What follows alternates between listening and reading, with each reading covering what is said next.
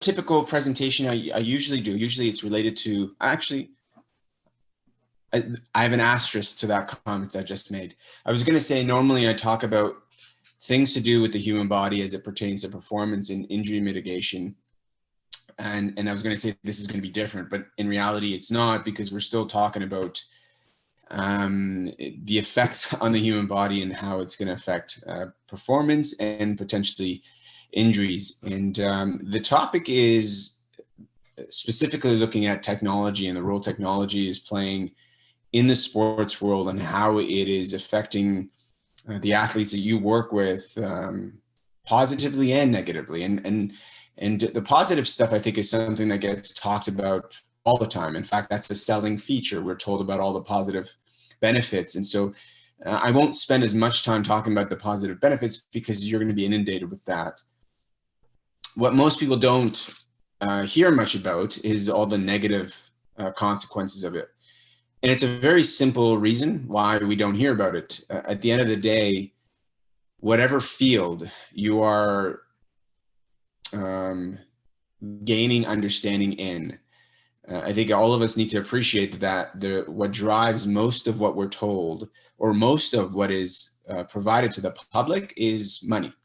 Even in the field of medicine, a lot of things are done for the purposes of the financial benefit of the people in the industry, as opposed to forwarding health. And I'm not going to go too much of on a tangent, but I don't think it's too far of a stretch to suggest that, because we've been investing billions of dollars in cancer research and have not moved an ounce forward in our ability to deal with patients who struggle. In over 50 years, we've not made any progress in cardiovascular disease. And like I said, I'm not going to go into that, but if I did, you'd recognize that it's not because we haven't had the opportunity or the know-how to pursue other things that may forward those fields, but we don't, because money. And so it's no difference when it comes to technology. We never hear about the negative stuff because there's too much money behind that could be made for people if we push forward the technology quicker and faster. Nevertheless, there is a positive. Nothing all evil or all good, in my mind anyways. The advent of technology has really forwarded things. I can tell you from the medical side of things, we have now portable ultrasound machines.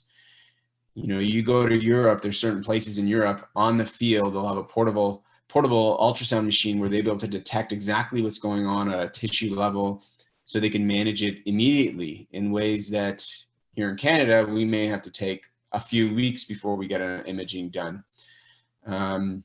There is technology that allows us, and again, we don't have it here in North America. Most people don't know about it, and it's quite expensive, but in Europe, there's machines that can literally take a swollen ankle to being puffed up like this to back to its almost normal looking ankle in a very short period of time. And it's technology that's allowed for that.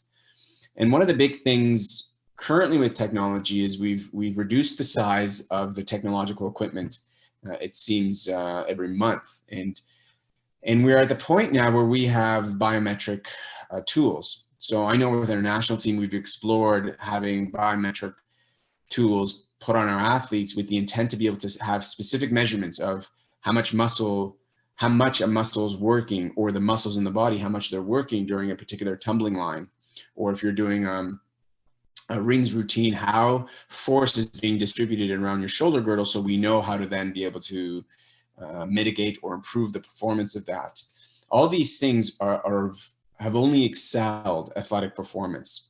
Some of these things have been already introduced in the other professional sports or other sports.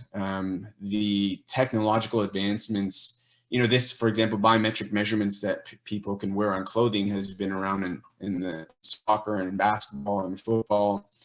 And the Raptors got a lot of notoriety because they utilized this a few years back to have one of the healthiest teams throughout the season, because they were able to know when an athlete needed some time off and when the loading on that athlete was becoming excessive.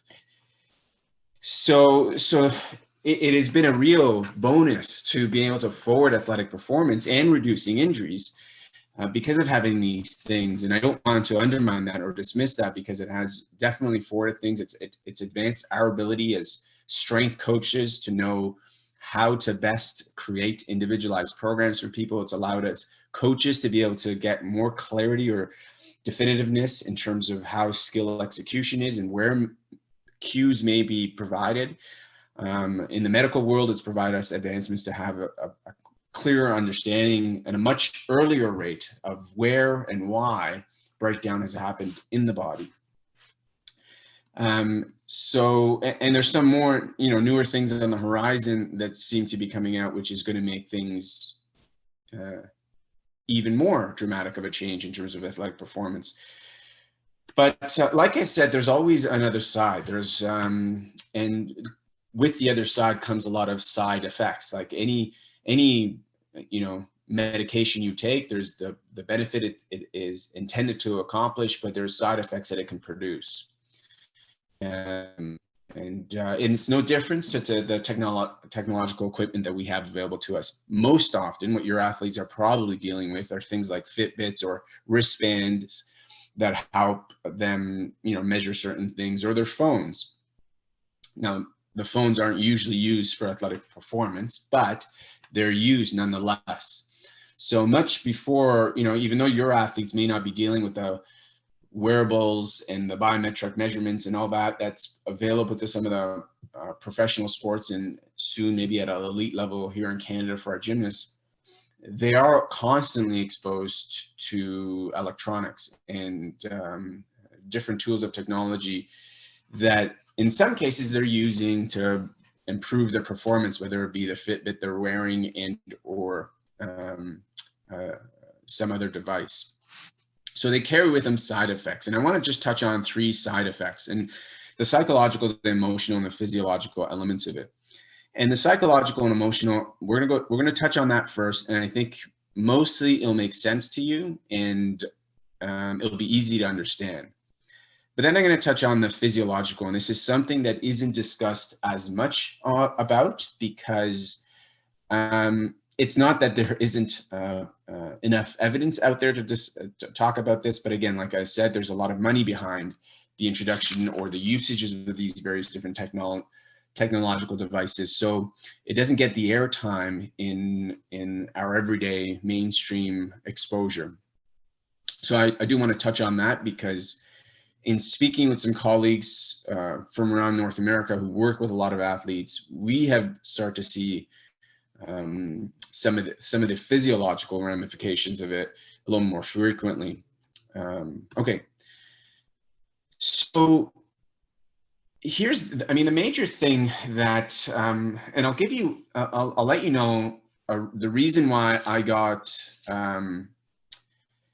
actually, I'll tell you this a little bit later on. There's a reason why I was inspired to have this talk with you, because I had a particular patient come in who was a gymnast, but I'll touch on that a little bit later. Here's the major thing with most of the technological tools that your gymnasts or your athletes are using. It allows for, like, for example, an iPhone or any kind of phone. There's a constantly changing set of images, messages, colors that are being exposed to the brain. And that does a couple things. One is, on the good side, it develops a brain that is able to process information quite quickly and be able to move from one thing to another quite quickly. And we have noticed that the younger generation has a better capacity to process new information at a rate that the previous generations aren't able to meet. And they're adapted to be able to constantly switch from one stimuli to the next stimuli, again, different than previous generations, which shows us, hey, there's some positive outcomes that are happening from these various different technological tools that our athletes are using. But the problem is, when you have a stimulus, a constant stimulus like that exposed to the brain, it triggers various different things to go on within the brain and also hormonally that when it happens with enough frequency and rapidity, over time it could become something that the body actually craves and addicts. And this is what was the inspiration behind wanting me to have this discussion. I had a gymnast come in, and they were laying on the table as I was treating them, and they had this uncontrollable twitch going on in their body. And then this is an athlete who I'd seen before all these lockdowns, didn't have this. But now all of a sudden, 9 months later, was having all these uncontrollable twitches. And my wife is in the mental health field, so I had an inkling that this could be, and just having an understanding of physiology, I had an inkling that this was some sort of an withdrawal response that the body was having. So I ended up sitting and talking with the parent. And what I realized was this athlete, over the course of this whole COVID period of being at home, not at school or not at the gym, was on Instagram, was on, I don't know what all the different platforms are, TikTok, several times throughout the day. In fact, was getting into bed much later, falling asleep much later, past 12, because she was sitting on her bed with the phone, and frequently would get up in the middle of the night to be on these various different platforms. And the problem with these platforms is they're designed that way. They're designed for the user, which is you, which is quite ironic, actually, since we're talking about addiction, that the term they use is the user, because usually addicts are users. But anyways, they're designed for the user to be pulled and drawn back to the app, because how the apps and these various different things on the phones work is they profit based on screen time. So, which is something I've learned. If you're getting something for free, then you're the product, meaning whatever product that you're getting, if it's free, then really that's not the product, you're the product, you're the thing that's being sold. And so that's the design of it. And so what most recent research has shown, and this was before COVID, so I'm sure this whole thing has gone even a lot worse, but on average, a person will check their phone over 2,600 times a day. And I'm sure you can relate to this, because we're human beings too. We carry around our phone, we're quick to check it, and it's almost becomes automatic for us to grab it and check it.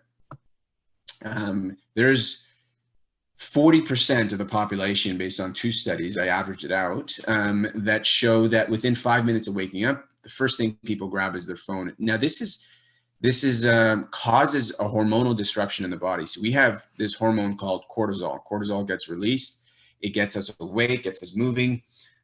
Too much release of it obviously is not beneficial, and it actually causes a lot of harm. But the cortisol can be conditioned to be released. So if habitually we get up and, let's say, grab our phone within the first 5 minutes of getting up, we're now conditioning our hormonal system to exaggerate the cortisol release. Now, why cortisol release is so strong when we grab our phone is A, we have this artificial light that hits our eyes that triggers it. B, what we're seeing on our phones, whether it's some changing image or some video or whatever, or the news that oftentimes the news that accomplishes one thing, which is to perpetuate fear and worry in people's minds. All these things spike cortisol activity in the body. So imagine you getting up every morning and within 5 minutes grabbing your phone, which is pretty much every kid at this time. And I'm sure a lot of adults fit into this as well. They're training their body to have a very strong cortisol release. What's the implication of this? I think I saw a question come in, so I'm trying to get to it. The implication of this is that cortisol, someone mentioned there's a documentary about app addiction and usage on Netflix called Social Dilemma. So I encourage everyone to go watch that, because someone has apparently done a documentary on it, which I'm sure will go in even greater detail about this, about the psycho-emotional side of it. But cortisol is a damaging component when we have too much of it. It taxes our adrenal glands, which affects hormonal regulation within our body. And as an athlete, athletic performance is based on our body's ability to regulate activity within our nervous system, within our hormone system, or our endocrine system, which governs our hormones. Let's just take those two. It is based on the regulation of those 2 subsystems. And anytime dysregulation occurs, then tissue recovery and healing gets affected, because our immune system gets affected. then motor output, which is our ability to contract our muscles at will and to the degrees and extent that it can, gets affected, and recovery gets affected. So if you have 4 out of 10, let's say, of your gymnasts getting up and within 5 minutes doing this and doing this habitually, they're now altering the normal hormonal behavior within their body that is having a negative ramification on their ability to perform and recover, not only perform in the sport, but recover from injuries and recover from the days of activity. So the incidence of injury can actually increase.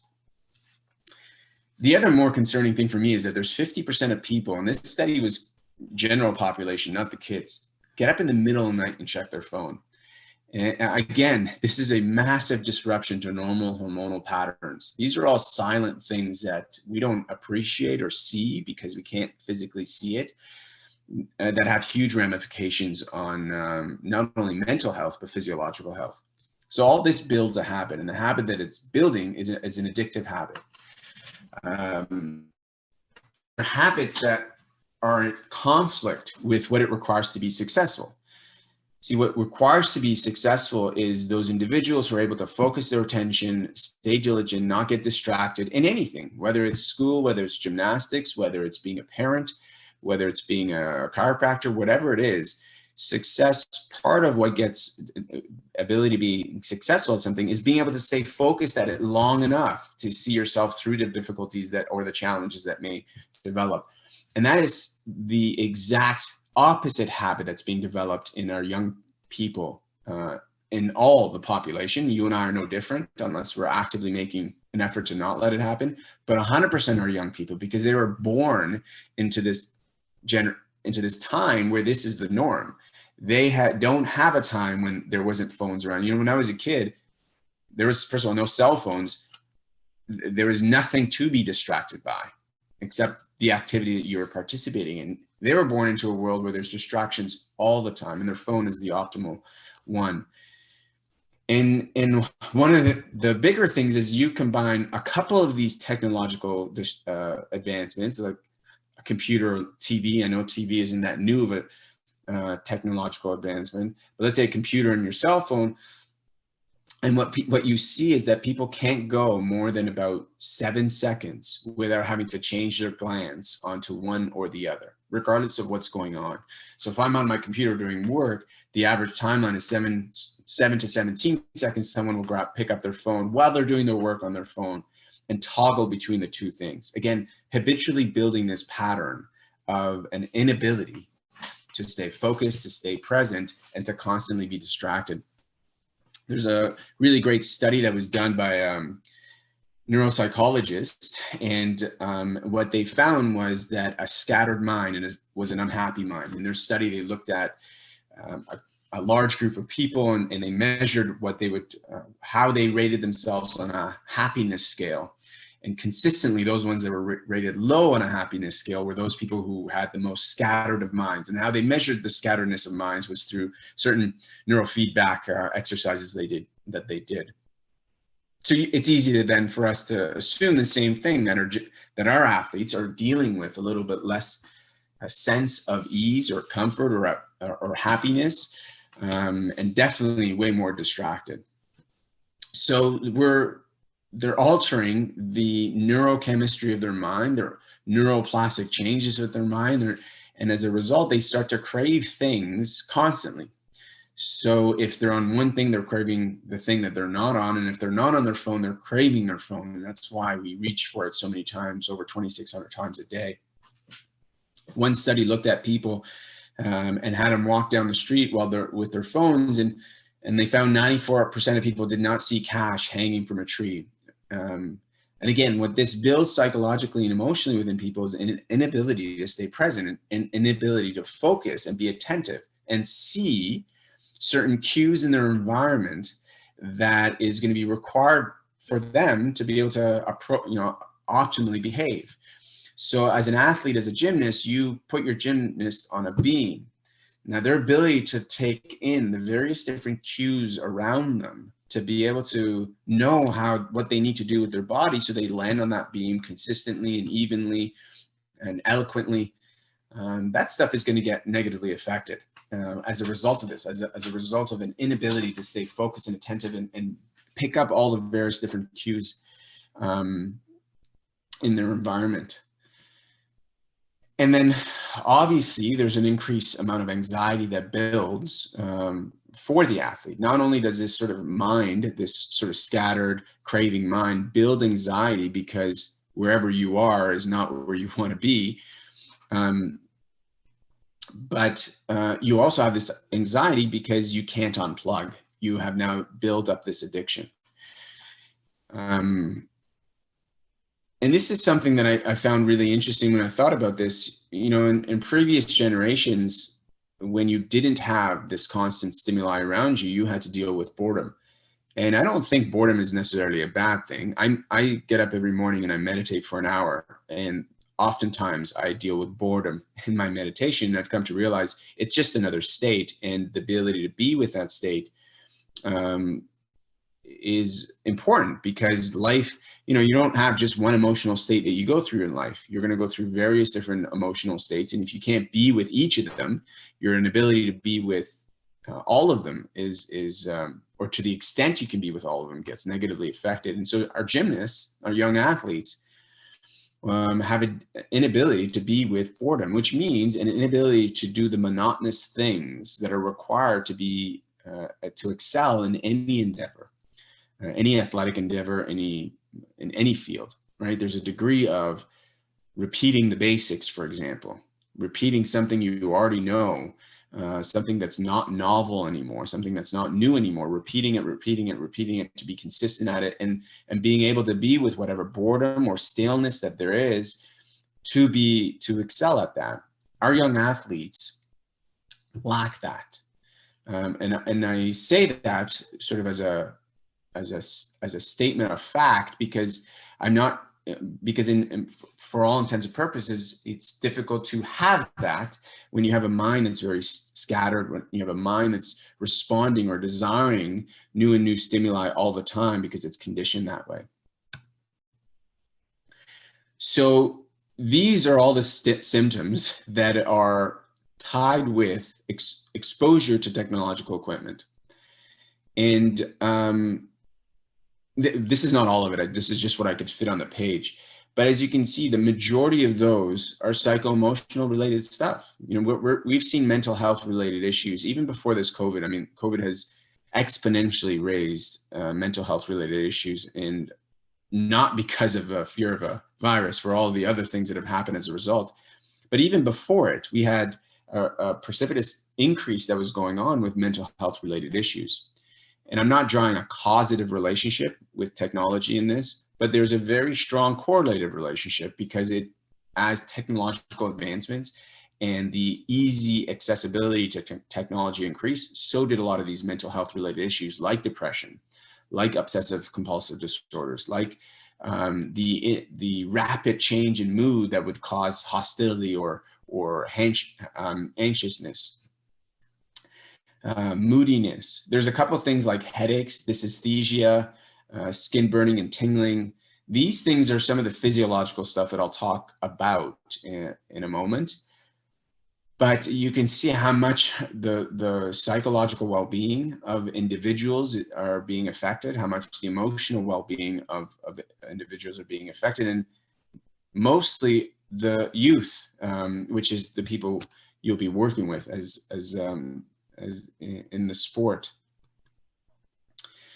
So I have up there EMFs, the symptoms of EMFs, because electromagnetic frequency, or better accurately said, electromagnetic radiation, is one of the things that gets emitted from, well, everything in the natural world, but specifically technological equipment.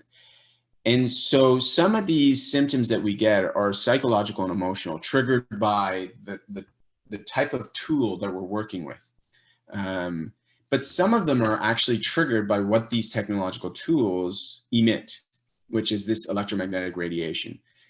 And so I'm going to talk about now some of the physiological stuff. And this is the thing that typically is not talked about. You'll find a documentary about the psycho-emotional stuff, because most people, if they actually learned about the negative physiological effects, they'll realize just how bad having all the various different technological investments are.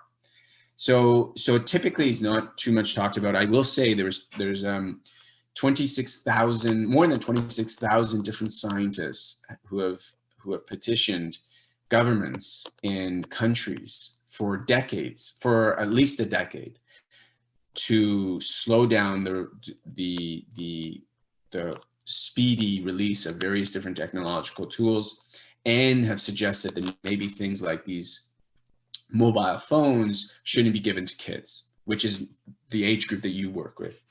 And so the reasoning for it is some of the physiological stuff that I want to talk about with you now.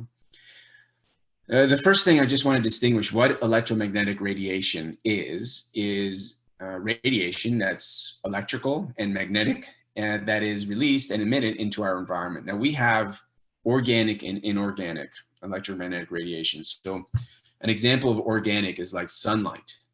The earth gives off electromagnetic radiation. People give off electromagnetic radiation.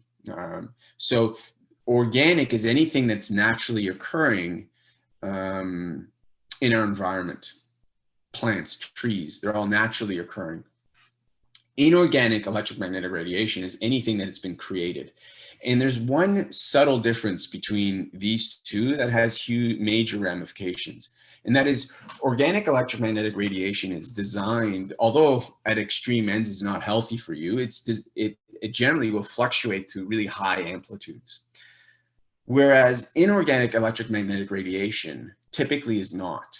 So what I mean by high amplitudes is, let's just say, the organic electromagnetic radiation could go from, this amount of hertz to this amount of hertz and go back and forth through that all the time. Whereas the inorganic ones, which is some of the electrical tools that we're talking about, they don't. They have a specific frequency that they run on, and they run on that frequency consistently. That doesn't work with our cells quite as well as this constantly changing amplitude of electromagnetic radiation that we get naturally from the natural world around us. And that is the major issue from the physiological effects.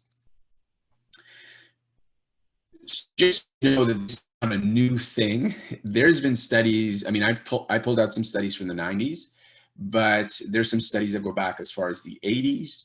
There's a really interesting book that a gentleman by the name of Arthur Furstenberg wrote that talks about even our very first introduction of electromagnetic radiation, which was the AM, the telephone lines, the AM station, and then when radar was introduced, the ramifications it's had on the population, the health of the population.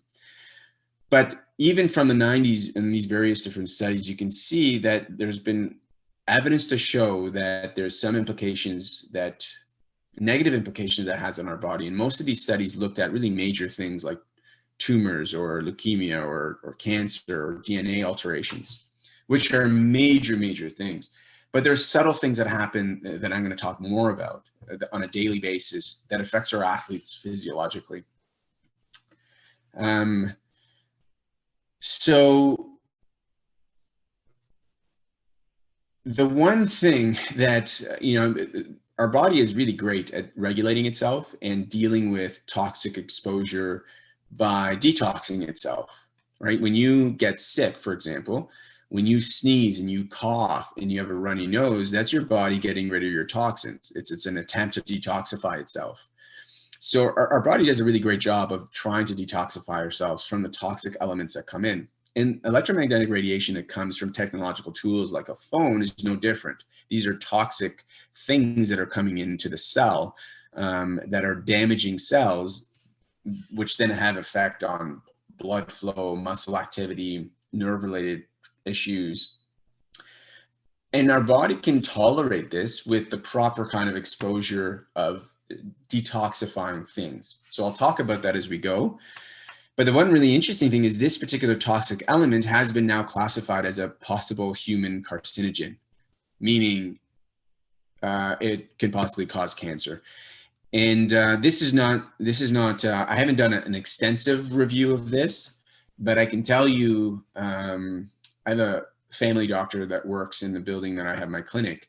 And talking to the doctor there, she's told me that in the last 3 years, she's noticed a gradual increase in the number of her patients who've had temporal brain tumors, which is the part of your brain that's located just behind your ear. I don't when I hear that, I'm like, that makes sense to me, given the fact that we know the radiation that some of these technologies emit have negative ramifications. So just so you understand exactly, because we're talking about invisible things and how this affects athletic performance, think of your body electrically. Your body runs electrically. Your cells are electrically charged, and signals are communicated through the nervous system electrically. So if we look at the body as an electrical organism, and that the cells function electrically, when radiation comes in, like these electromagnetic radiation from technological tools come in, they allow for it's a stressor for the cell. So what the cell does is it generates these reactive oxygen species, and then the body tries to have these antioxidants, oxidative mechanisms to help regulate that. But the problem is, because it's happening so perpetuously and constantly, they can't do it fast enough. And as a result, you have this oxidative damage that happens that causes necrosis, which is death, essentially, tissue death, cellular death, and neuronal damage, which is damage to the nervous system. So some of the symptoms associated with electromagnetic radiation exposure are like headaches, are nausea, are migraines, are tingling, itching, burning, because it's affecting the nervous system and different elements or aspects of the nervous system. Now, our bodies, for me to be able to move my body, to be able to execute a skill, requires signals to be transmitted through my nervous system to those muscles. And if we're dealing with something that has its biggest impact on the cells and the next biggest thing on the nervous system, then we're potentially impeding the functioning of the nervous system. And by the way, some of these things have not had clinical studies done on them. So what you're hearing is interpretations of what I've seen with the athletic population that I've worked with, and colleagues of mine who I've connected with throughout North America, and what we've seen. So I do want to preface that and say, none of the things that I'm presenting at this point is based on a specific study that was run, because none of it exists right now. So it's mostly based on what we've seen anecdotally in with our patients, and from our understanding of the physiology of things. So I'm going to skip this slide for a moment. The big take home is, if we know that this radiation is having some effects on our DNA, it could potentially having ramifications that we don't even fully appreciate or understand at this point. This just talks about how it affects the cell through specific electrically charged gates that allow for things to come in and out of the cell, or how that dictates how the cell can function or does function. Then one of the key takeaways I would give you at the end of this, at the end of point on this slide, is that this affects up to 8 different endocrine effects that leads to various different hormonal effects. So again, for me to be able to move my body, not only do I need strong muscles and nerves to be able to communicate to them, I need certain hormones to regulate them, to allow them to recover when they've been utilized, to allow them to grow the way they need to be growing. And here's the other bigger thing with electromagnetic radiation. So blood flow, there's a dogmatic belief in medicine that the heart is what's pumping blood through the body, and it's not. I mean, since the 1930s, Dr. Bremner from the Harvard Medical School showed that can't be the case, because embryologically, blood flow exists much before the heart ever gets created, and that the speed of blood is fastest coming into the heart as it is leaving the heart. So the heart can't possibly be what's pumping blood through the body In fact, if you even just think about it for yourself, think of your heart as the size of your fist. Imagine something this big generating enough force to pump through all the vessels in your body, which if they were connected in series will go around the whole planet. Imagine going around the whole planet, me generating enough force by doing this sends blood all the way around the whole planet. It's because it's not possible. What Dr. Gerald Pollack in the early 2010s discovered is that what actually may be contributing to the flow of blood is a gradient between electrons and protons, positively and negatively charged ions within our blood. And as we get a buildup of around the walls of this negative charge, we get sort of a narrower area with this positive charge, and this helps the flow of blood. If more cardiologists understood this, I think our ability to deal with cardiovascular disease can be much better, but I digress. Flow of blood in our body is strongly impacted then by our ability to maintain a really good gradient between these negative and positive electrons or ions. Well, here's what electromagnetic radiation does. It gives you more of the positive, which means you have less of the negative, which means you don't have a really great gradient, which ultimately means then the flow of blood can get affected negatively. Now, that may not be a major thing for an 8 or 9 or 12-year-old because they're still fairly young and active, but we just don't know to what extent this is going to impact and impede their injuries and their performance. And I can tell you from my own clinical experience that there are certain injuries that young people I've been seeing with young people at a rate that I wouldn't be expecting myself to see them. And so it, as a scientist, it leads me to inquire and think about why that may be. And you know, the biomechanical side of things I can understand and I can relate and talk about, like I have in various different webinars with all of you, but it doesn't explain everything to me. And so this is a critical thing, I think, anyways, because everything in your body needs oxygen. Every cell in your body needs oxygen, including your muscle cells, obviously, as you use it. And this gets even more complicated because, and this is another touchy subject because, you know, no one wants to, people very easily dismiss this topic, but there's a new, you know, we have different generations of wireless electroactivity that goes to our phones, given that this is what our gymnasts have in their hands the most, or their Fitbits, for example, or their pods in their ears through these Bluetooth. And every generation has been mostly very much the same, which is there's just a subtle increase in terms of the frequency that it's going at, and usually around, you know, 1 or 2 or 3 megahertz. You don't need to know what a megahertz is, but now we're soon to introduce this 5G, which is a 5th generation. 5G just means 5th generation.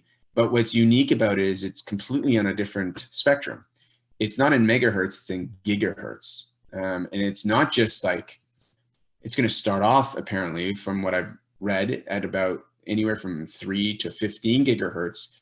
But eventually it can go up to 30 gigahertz and as high as 300 gigahertz to be able to create virtual reality that seems real.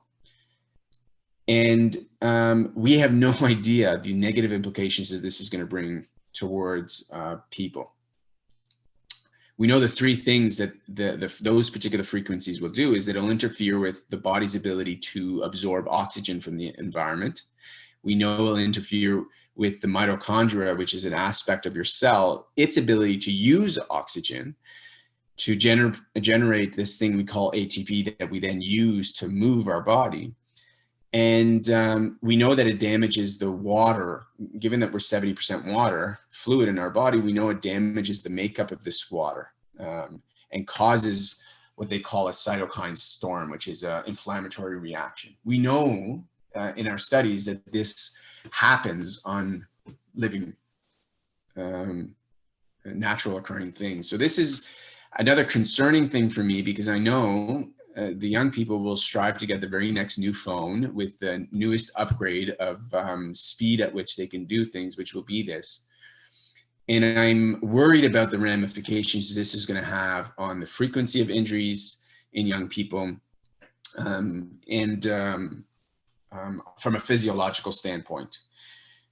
And this is not even talking about the various different biometric things that is been introduced at an elite level. Now, the human body is very, very adaptable. And so during every incarnation of technological advancements, we've had a number of members of the human population, unfortunately, be sickened with some sort of a disease or die as a result of it. But generally, the human species evolves and adapts. And so, you know, I'm sure we will adapt to some degree, but it's concerning for me.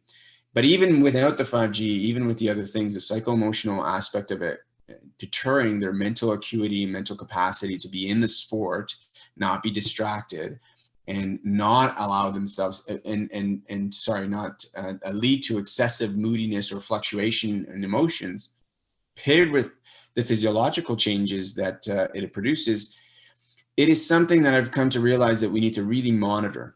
The advancements are great, and we want to take advantage of the advancements, but if we don't pay attention to the side effects it produces, then we may see ourselves being hindered by the progress that it could make available for us, and in fact be having to deal with a whole new set of issues or problems or increased risks of injuries as a result of it. So there's a few things that I think can be done, and the first things I'll talk about what you can do as a coach, and first and foremost is probably just eliminate its presence whenever possible.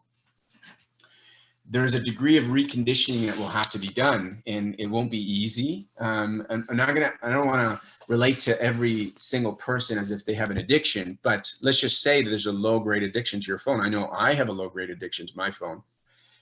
If you're then eliminating its presence, there's going to be a period of time where the person will go through some transition before they're reconditioned. But if we can, what we're nurturing and we're building within the athlete is the ability to stay focused and present to what is right in front of them, which is the skill they're working on, the technique they're trying to work on, and not allow them to get distracted by what is on their technological tool. Let's just say their phone and everything that's in their phone, which is their conversation with this person, what they were searching on this person, the video they saw on TikTok, or whatever that may be. So I think I would encourage eliminating its presence. And maybe, you know, I'm not a parent, but I was told, you know, some people will tell me, oh, if you tell your kids not to smoke, they'll just go and smoke behind your back or do more of it. So maybe it's not elimination all the time, every day, but maybe you say, okay, you know, on these days, we're not going to have the phones in the gym at all. And that's one way we can start to recondition the athlete and be the external influence to help try to create a chasm between their relationship, their pathological relationship to their technological tool that may exist. The other thing that I would encourage is, if we know these psycho-emotional effects that this particular tool is producing, this technological tool is producing, we can try to offset that with other tools that will help regulate that. So something like meditation, something like relaxation type things. I think I may have done a webinar with you guys on meditation, introducing something like that to regulate, because that's the exact opposite effect of what these tools are producing on a psycho-emotional level. So we can help try to regulate that effect through introducing things with them that will have a regulatory ability, like meditation or some relaxation, other types of relaxation type activities. Ultimately, though, they're with you from 10 to 25 hours to 30 hours maybe, which is not that much. I think if you're really interested in trying to mitigate or manage the negative side effects that this tool may have on you, then you may want to look at having conversations with the parents, like I did with the patient that I had, to let them know that of the potential negative effects, and maybe even sharing something like this with them, this webinar, the potential negative effects that could be exposed to their child, and why you're interested in trying to minimize its effects. The last thing I'll mention is these inorganic electromagnetic radiations that have a negative effect on the body. can be regulated. And they can be regulated when we expose ourselves to organic electromagnetic radiation. In I mean, it's kind of hard in Canada to do this now, but let's say when the weather gets better, the simple act of walking barefoot and connected with the earth, which has its own electromagnetic radiation, which is organic and it's regulatory in terms of what all the negative or inorganic electromagnetic radiations produce, we can have exposure to really good things that regulates it. So maybe, you know, something you can do for yourself, but even with your gymnasts, having them be barefoot outside on the grass can be regular thing. That last point has more implications physiologically than it does maybe psycho-emotionally. That last point is really driven towards improving the physiological effects of them being exposed, in our world in general, being exposed to these devices all around us.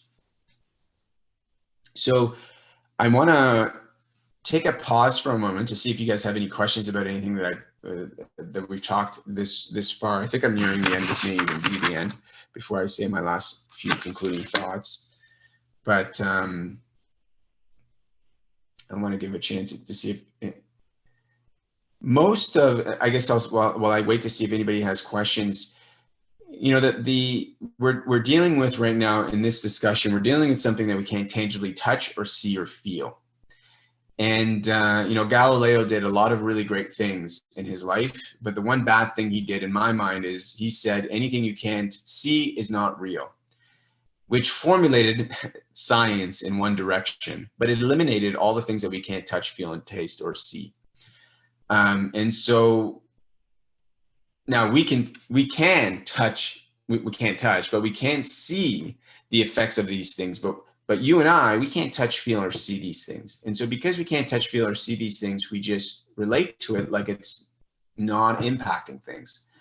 And it's not in our presence every day. Like if a gymnast has really poor shoulder mobility, we see it every day. So it's easy for us to see that, yes, that's affecting their ability to execute that skill. But given that we're not seeing this on a daily basis, we're not seeing how it's affecting them psycho-emotionally, we're not seeing how that's affecting them physiologically, it's very easy to dismiss. And I will impress upon you to not, for yourself and for your athletes. Even on a professional level, and talking to a colleague of mine who works in the States, he sees a lot of professional athletes in the States in that area.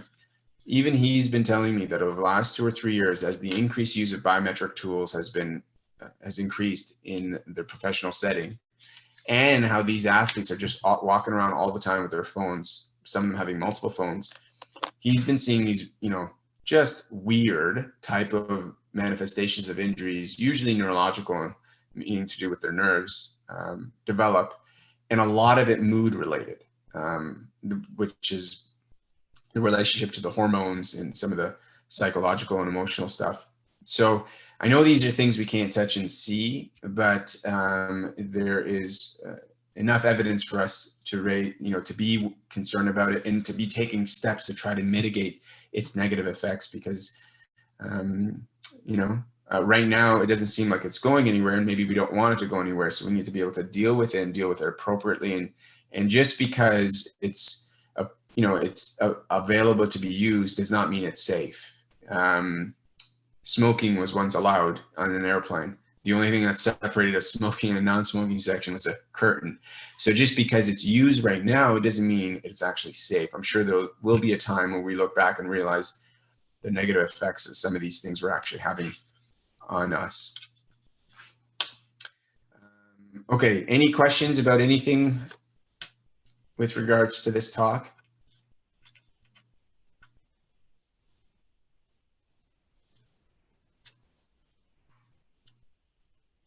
All right, if no questions come in, and you're interested in two things I want to say. One is, I mentioned this on the last webinar that I've done. I've started to send out an email to gymnastics coaches and some gymnastics therapists on just tips and tricks that you can do with your athlete. This is more geared towards physical related things, like how to improve shoulder mobility, how to improve wrist range of motion, how to reduce the likelihood of this injury. It's an email that I send out 1 or 2 times a month with some video, with usually some information. If you're interested in receiving that, it's your charge. Just let me know, email me, and let me know that you're interested, and I'll put you on the mailing list. On that note, actually, I'll just see if this is a question that just came in.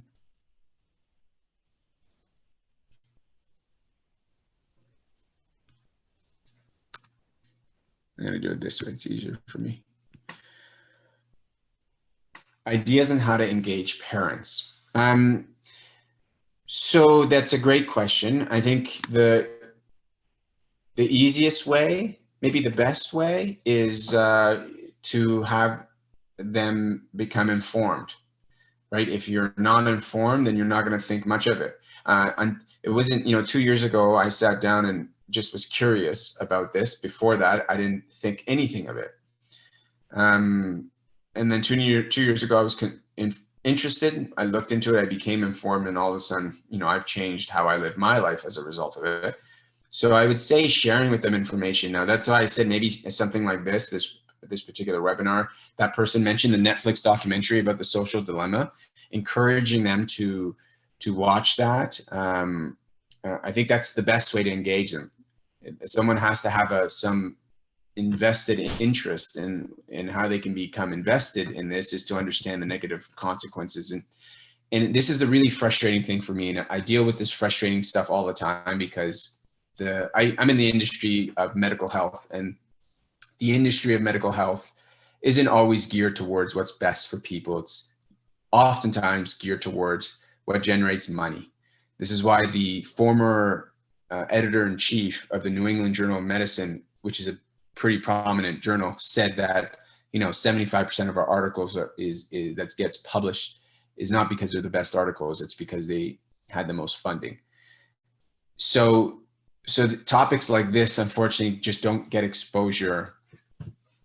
When you put a quick search in the Google, on the Google search engine, or on the news, they just don't talk about it because there's too much money in it to share with people the negative consequences.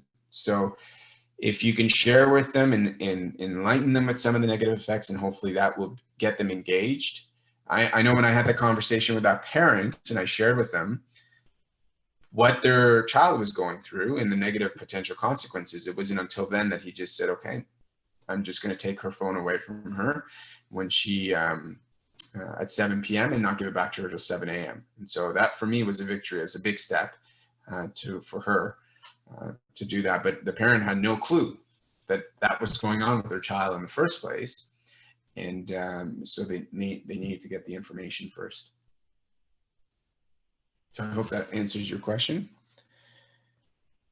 I'm very interested in the physiological side of this for myself because of some of the professional athletes that I work with. So on this sort of tips and tricks email, as I come across things that are beneficial to do, I may include them in those sort of emails that I send out, because I think this is, especially if it seems like they're going to roll out this new 5G, I have a lot of concerns, much like a lot of people in the medical world, about it. And so I've been trying to learn a lot about it. And so I'll probably share more things from a physiological side of things in the future in some of the emails that I send.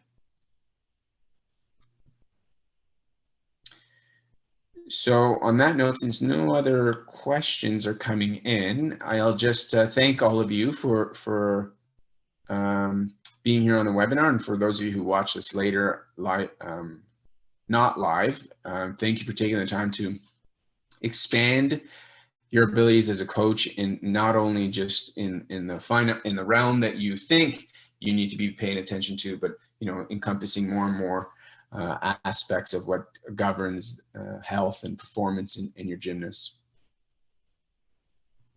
Thank you very much. It was very informative. We really appreciated having it. It's nice to see different perspectives. And we look forward to you joining us on March 1st, same time, for hamstring injuries and avulsions. So we'll see you guys then. Thank you.